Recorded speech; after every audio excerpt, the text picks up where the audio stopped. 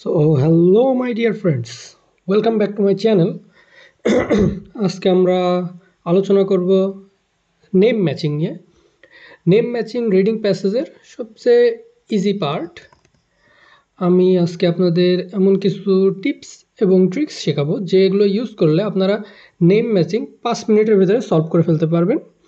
Name matching solve করা খুবই easy, খুবই সিম্পল। সো শুরু করা যাক।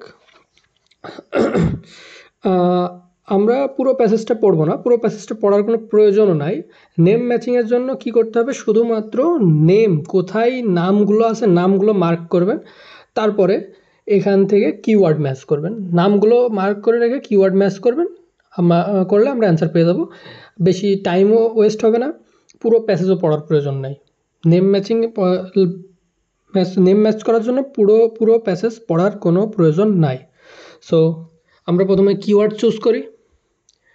আগের মতোই কিওয়ার্ড, এমন ওয়ার্ড চুজ করতে হবে যেটা সেন্টেন্সের সবচেয়ে ইউজফুল ওয়ার্ড, যে ওয়ার্ডটা ছাড়া সেন্টেন্সটা ইউজলেস হয়ে যাবে, সেন্টেন্সটার কোনো মানে থাকবে না, এমন ওয়ার্ড আমরা চুজ করব। তাহলে প্রথম সেন্টেন্সে কি আছে, domestication of certain plants could allow them to adapt to future environment challenges. Domestication future environment কোনো সমস্যার সম্মুখীন করতে পারে। ডোমেস্টিকেশনের কারণে, প্লান্টের ডোমেস্টিকেশনের কারণে কোনো ভবিষ্যতে কোনো সমস্যার সম্মুখীন করতে পারে। তাহলে এখানে কোনটা হবে কিওয়ার্ড, ডোমেস্টিকেশন। অ্যান্ড সেকেন্ড ডোমেস্টিকেশন আমরা প্রায় অনেকবার পাবো, তো আর একটা চুজ করা যাক, ফিউচার এনভায়রনমেন্ট। এই দুইটা হবে আমাদের কিওয়ার্ড।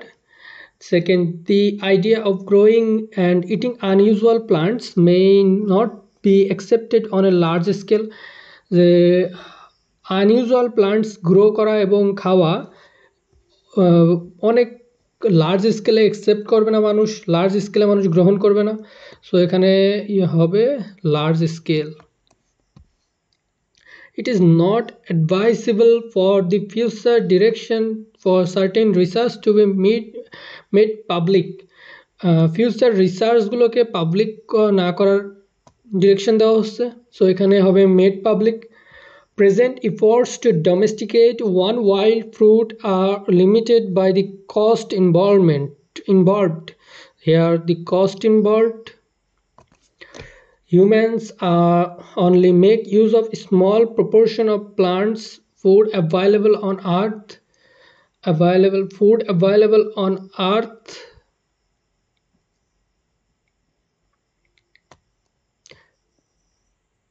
সো আমরা কিওয়ার্ড পেয়ে গেছি, এবার আমরা প্যাসেজে চলে যাব। প্যাসেজে গিয়ে আমরা প্রথমে কি করব, মার্ক করব নেমসগুলো।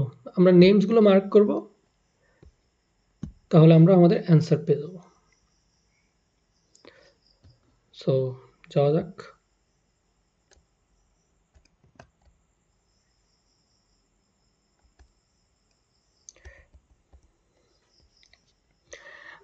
ইট লুকস লাইক হিয়ার কোথায় নেম আছে, আমরা শুধুমাত্র চোখ বুলালেই নেমগুলো পেয়ে যাব, আমাদের এত বেশি খোঁজাও লাগবে না। says George Kudla, here a name. Next name, Kaixiagao. Next,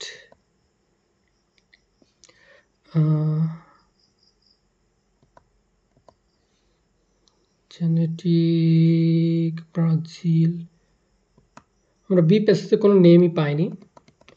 next passage, আমরা এখানে কিন্তু একটা নেম পেয়েছি কুডলা, বাট কুডলা স্টিম, এখানে কুডলা স্টিমের বর্ণনা দেওয়া হবে, নয় কুডলার নিজের একার ভাষ্য না। সো আমরা এই কুডলা এখানে এটা মার্ক করব না, কুডলা যেখানে একা বক্তব্য দেবে সেটাই মার্ক করব। যেমন এখানে সেই কুডলা মানে সে একাই বলেছে এই কথাটা। এবার ভিটামিন জয়েস ভ্যান ইসেক। এই যে একটা নেম। নেক্সট কোথায় আছে? Here again Van Isek, sorry এটা ভ্যান ইসেক্স টিম, সো আমরা এটা মার্ক করবো না। Van Essex says Van Isek here, এইটা মার্ক করব। Next says Jonathan Jones. Next says Cow. Next কুডলা।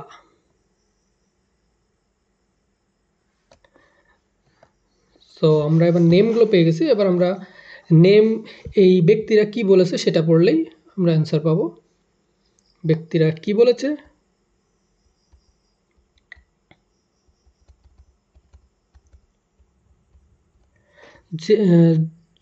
জোরা Kudla at University of Münster in Germany, a member of Brazilian team. There are 50,000 edible plants in the world, but 90% of our energy comes from just 15 crops. আমাদের আছে কত?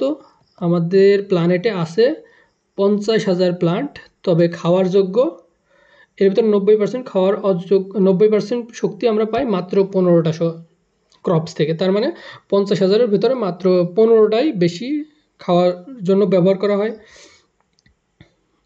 এবার আমরা কিন্তু চাইলে এটার answer পেতে পারি, যেমন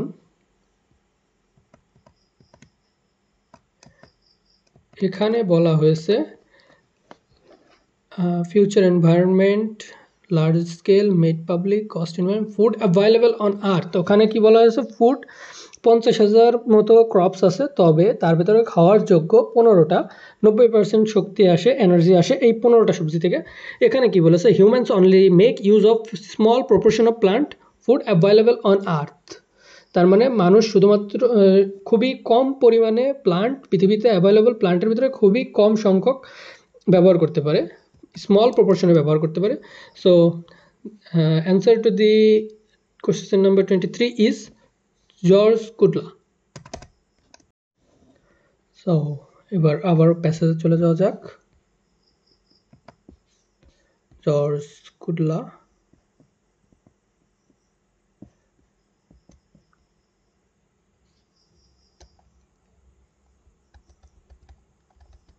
here the next name Kaixiagao says কি বলেছে? We can now mimic the known domestication course of major crops like rice, maize, sorghum or others। তাহলে তারা এখন এই সকল ফুডের ডোমেস্টিকেশন করতে পারে, রাইস, মেইজ, সরগম। কে বলেছে? কাইক্সিয়াগাও। বাট আমরা এখানে ডোমেস্টিকেশন পেলেও ফিউচারে যে এটা কোনো সমস্যার সম্মুখীন করবে সেটা এখনও পাইনি। সো কাইক্সিয়াগাও এখানে অ্যান্সার না। সে ডোমেস্টিকেশন করে, তবে এখনও যে ফিউচারে এটার থ্রেট হতে পারে এমন কিছু আসেনি। সো তাহলে আমরা আবারও নেক্সটে যাই। নেক্সটে নেম আছে কি? Says Kudla. They are quite tasty, a little bit strong and very aromatic। তারা তাদের টেস্ট খুবই টেস্টি, অ্যারোমেটিক সুগন্ধময়, বিট স্ট্রং। বাট এটা আমাদের কোনো কিওয়ার্ডের সাথে ম্যাচ করে না, সো এটা বাদ। জয়েস ভ্যান স্যাক at Boyce Thompson Institute in New York State decided to use the same approach to domesticate the crown cherry or golden berry for the first time. The fruit looks similar to the closely related Cape gooseberry। সে একটি gooseberry থেকে ডোমেস্টিকেশন করার জন্য ground চেরিকে ডোমেস্টিকেশন করে gold বেরি বানাবে, এটা আমাদের কোনো কিওয়ার্ডের সাথে ম্যাচ করে না। Says Van Isaac again, there's potential for this is to be commercial crop. There's potential for this to be a commercial crops, but she adds that taking the work further would be expensive because of the need to pay for a license for the CRISPR technology and get regulatory approval. এখানে কি হয়েছে, cost approval, cost involvement, expenses, expense means cost, দাম, so cost involvement, expenses. এখানে সে একটি fruit নিয়ে কাজ করতো এবং সে একটি ফ্রুট গ্রো করা কস্ট ইনভলভমেন্ট, অনেক কমার্শিয়াল ক্রপস হিসাবে ব্যবহার করার জন্য কি হতে পারে, আরও অনেক দাম বাড়তে পারে। কারণ কি, এখানে তাদের পে ফর দি লাইসেন্সের জন্য পে করতে হবে। সো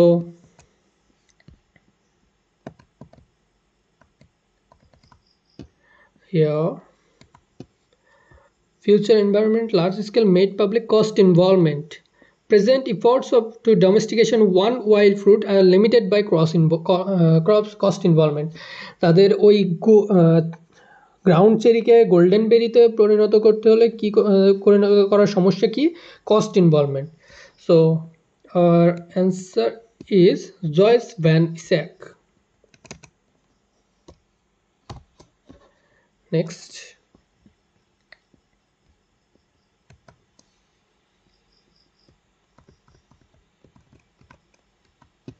commercial crops, এটা তো পড়েছি। Says Jonathan Jones, this approach could boost the use of many obscure plants. এই ডোমেস্টিকেশনের অ্যাপ্রোচটা কি হতে পারে, অনেক অবসকিউর প্লান্টসের ব্যবহার বাড়াতে পারে, could boost the use of many obscure plants. But it will be hard for new foods to grow so popular. But এটা নতুন ফুডের জন্য কি হবে, পপুলারিটি গ্রো করা খুবই সমস্যা হবে। Hard for new foods to grow popular with ফার্মার্সদের ভিতরে পপুলার হওয়া এবং কনজিউমারদের ভিতরে পপুলার হতে একে সমস্যা হবে। And farmers and consumers that they become new staple crops, he thinks, তাই সে কি মনে করে যে এই নতুন অবসকিউর প্লান্টস মানুষের ভেতরে পপুলার হওয়া, মানুষ এবং ফার্মারদের ভেতরে পপুলার হওয়ার জন্য সমস্যার সম্মুখীন হতে পারে। সো এখানে কি আসছে, large scale, the idea of growing and eating unusual plants mean obscure plants, both are synonym. Unusual plants may not be accepted on a large scale. ফার্মার্সদের জন্য এবং কনজিউমাররা এটা গ্রহণ করতেও পারে, নাও করতে পারে, তার পপুলারিটি গ্রো করার জন্য এটা হার্ড। সো এটার অ্যান্সার হবে D.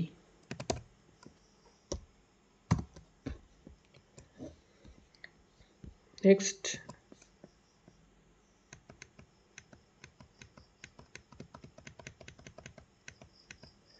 says Gao, by choosing wild plants that are drought or heat tolerant, কিন্তু এমন ওয়াইল্ড প্লান্ট চুজ করা যেগুলো খরা সহিষ্ণু, ড্রাউট অ্যান্ড হিট টলারেন্ট, খরা এবং তাপমাত্রা সহিষ্ণু, we could create crops that will thrive even as the planet warms.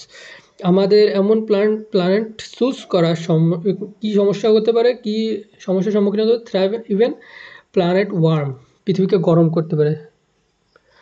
এটা সতর্কবাণী যে আমরা এমন প্লান্টকে যদি ডোমেস্টিকেশন করি যেগুলো হিট এবং ড্রাউট, খরা সহিষ্ণু, সেগুলোতে যদি আমরা রিসার্চ করি সেগুলোর ক্ষমতা হারিয়ে যেতে পারে এবং কি হতে পারে, সেগুলো পৃথিবী গরম করার জন্য দায়ী হতে পারে। সো এই ডোমেস্টিকেশনের আগেই জেনেছি যে গাও ডোমেস্টিকেশন নিয়ে কাজ করছিল এবং তার এইগুলো ডোমেস্টিকেশনের ফলে কি হতে পারে, প্ল্যানেট গরম হতে পারে। সো তাহলে কি আসছে, domestication of planets could allow them to adapt future environmental challenges. ভবিষ্যতে environmental challenges এনভায়রনমেন্টের পক্ষে ক্ষতিকর হতে পারে। 19 এর অ্যান্সার হবে বি।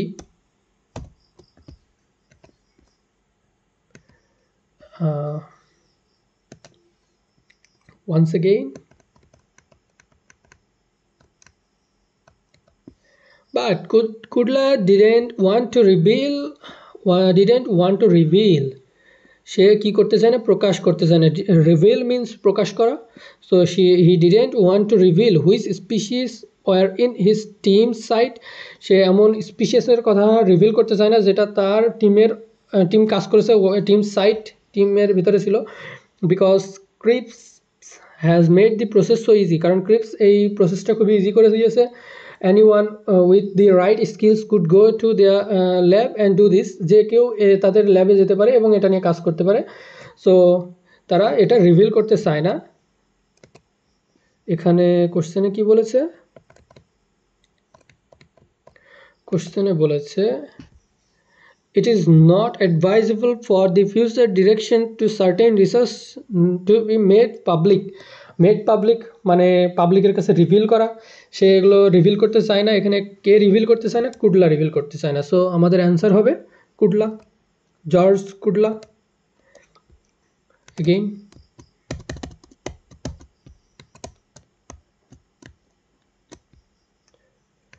আপনারা যদি আমার দেওয়া এই ট্রিক্সগুলো ফলো করতে থাকেন, শিওরলি আপনারা কম টাইম, শর্টেস্ট টাইমের ভেতরে এই নেম ম্যাচিং সলভ করতে পারবেন।